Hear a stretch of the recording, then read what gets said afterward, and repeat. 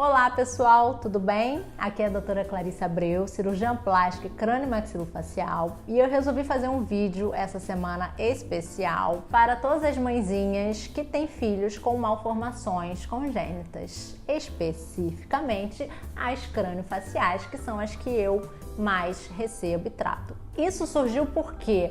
Porque existem alguns grupos que eu sei que existem de WhatsApp de malformações específicas. Então tem um grupo de microtia, tem um grupo de síndrome de Apert, tem um grupo de trigonocefalia e assim por diante. Tem várias mães que eu recebo que participam de vários grupos com as suas respectivas doenças dos seus filhos. E aí o que acontece, né? Nesses grupos que eu fiquei sabendo, porque eu não participo de nenhum, alguns pais e algumas mães sofrem muito e compartilham muito todas as suas tristezas, angústias, os seus sentimentos ruins em relação a ter tido um filho que nasceu com uma malformação. E aí me falaram assim, poxa, seria legal se a senhora falasse um pouco para esses pais que estão muito angustiados, muito deprimidos, se sentindo muito culpados, porque isso é muito frequente, a gente recebe nos grupos vários pais nesta situação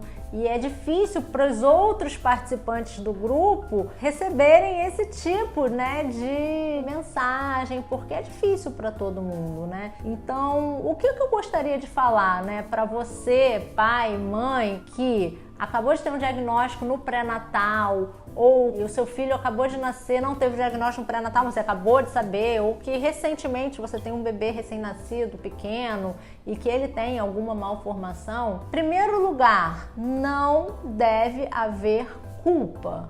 O sentimento de culpa é muito ruim, tanto para os pais quanto para o bebê, porque aquele bebê ele já nasce com uma carga enorme emocional da culpa dos pais. Normalmente, a maioria dos problemas é ao acaso. A maioria deles é uma mutação genética ou um problema no momento de formação da face, né, de migração dos processos, das proeminências faciais lá na embriologia da face, que por algum motivo aquilo ali não se forma da melhor forma possível e não tem normalmente nenhuma relação com alguma coisa que a mãe fez ou que o pai fez. E não existe por que se culpar, porque obviamente ninguém desejou e ninguém quis que o seu filho nascesse com algum problema. Se nasceu assim, foi uma coisa relacionada a um acaso, a uma probabilidade. Então essa é a coisa mais importante para começar. Segunda coisa que eu falo para esses pais: leiam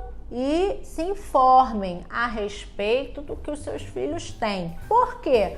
A informação é a melhor coisa que vocês podem obter para ajudar os seus filhos a passarem pelo que eles tiverem que passar, pelos tratamentos, as cirurgias ou o que quer que seja que eles precisem passar. Então, assim, estudem, leiam, procurem, se informem, entrem nos grupos, procurem sociedades, associações relacionadas ao problema que seu filho tem, conversem com outras mães, outros pais que já passaram por isso, porque às vezes a gente vê o nosso problema de uma forma tão centralizada, a gente não consegue enxergar um pouco além e a gente acha que a gente está no fundo do poço, que aquilo ali não tem solução, que como é que eu vou lidar com aquilo? E aí a gente, quando vê outras pessoas que já passaram pelo mesmo problema, com filhos maiores, que estão bem, que está tudo bem, que deu tudo certo, aquilo ali te traz um pouco de esperança, acalma um pouco o coração. Terceira coisa que eu falo para essas famílias todas, né, que eu recebo aqui sempre, que estão muito preocupadas, angustiadas e tal, que o bebê é pequeno, como é que eu vou lidar com isso? E quando ele sofrer bullying, como é que eu vou fazer?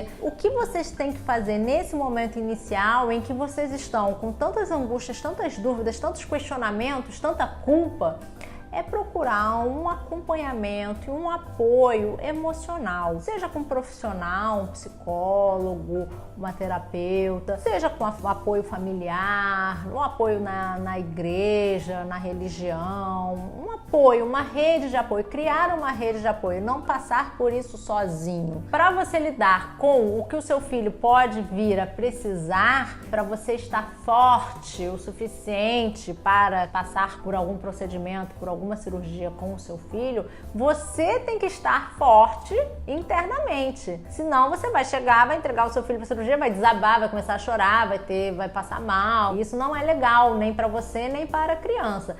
A quarta coisa que eu falo para todos os pais é: o seu filho é uma criança como qualquer criança e merece todo o amor e o carinho que uma criança normal, sem nenhum problema, merece. Tente tratar o seu filho como uma criança normal, como uma criança que não tem nada, como uma criança, que quer brincar, que quer fazer as coisas. Nem sempre a criança consegue brincar e fazer as coisas, dependendo, né, das malformações, mas tem que tratar sempre com muito amor, com muito carinho e aceitar aquelas provações, né, que a gente recebe como parte do nosso desenvolvimento, do nosso crescimento, da nossa vida. A pessoa chega com um bebê de meses, de dias e está preocupada com o bullying que essa criança vai sofrer na vida. O que eu posso dizer, né, tecnicamente? A criança de 1 ano, 2 anos, com qualquer malformação facial, que não seja uma coisa, né, muito grave, mas uma malformação, uma microtia, uma fissura, um problema no nariz, um problema na pálpebra, que seja, ela não vai sofrer bullying com 1 ano, 2 anos.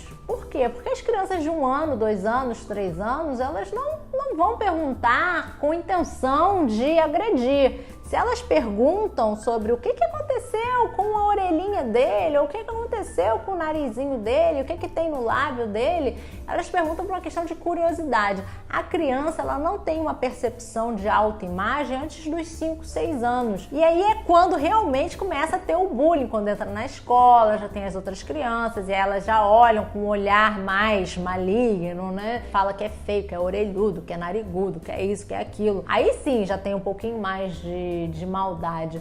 E aí os pais chegam aqui com um bebê de meses, preocupados com bullying. Mas assim, aí a preocupação que eles têm não é do filho sofrer o bullying, é deles indiretamente estarem sofrendo bullying através dos seus filhos. E aí eu volto naquela outra dica que eu já falei, que é o do preparo emocional, psicológico, de você saber lidar e enfrentar a situação. Os pais que aceitam melhor os problemas dos seus filhos e veem aquela malformação como uma coisa simples que vai ser tratada e vai ser resolvida, que amam seus filhos verdadeiramente como eles são, do jeito que eles são, e para eles tudo é perfeito e tudo é lindo, esses pais são os pais que vão ter os filhos com o melhor desenvolvimento, os melhores resultados. A criança se desenvolve super bem, super normal, não tem problema nenhum, fica tudo bem, a família fica bem, não sofre bullying na escola, pelo contrário, passa a ser querida na escola. Então, assim, vamos tentar sempre tratar essa questão emocional, porque quando a gente se fortalece e a gente passa para o nosso filho essa força, isso vai reverter lá na frente em como ele vai reagir quando ele sofrer um bullying e como ele vai lidar com essa situação de uma forma simples e corriqueira e não transformar aquilo num grande trauma emocional, psicológico, patinho feio, nem nada disso. Se você gostou desse vídeo, dá um joinha lá embaixo e não se esquece de se inscrever no canal, ativar as notificações para você receber os nossos próximos conteúdos. Até o próximo vídeo.